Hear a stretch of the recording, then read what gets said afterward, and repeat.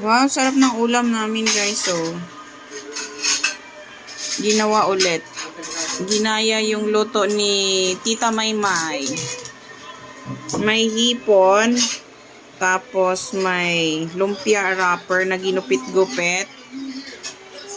Diba? Sarap. Yummy! Ang ulam! With pansit. Lunch time. Kainan na.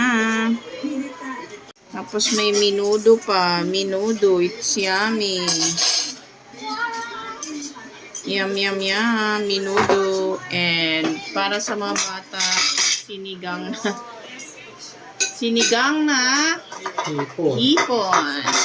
Yan ang ulam namin today. Let's eat. Yan kasing minudo namin guys. Nung New Year pa yan. Ayan. So, hindi siya naubos sa sobrang dami ng hinanda. Nilagay lang namin sa freezer.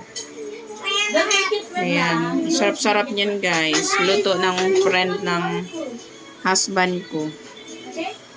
Kaya iba-iba kami na ang ulam. Yan, bago luto. Ito, pansit. At panalong-panalo yan guys eh, oh. Sarap-sarap. Pang ano yan, pang appetite. Sarap po, sarap na pagkaluto.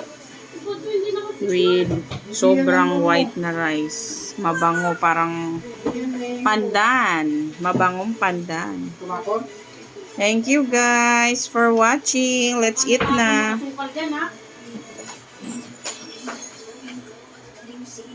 Kain na tayo. Let's pray na tayo, pray na.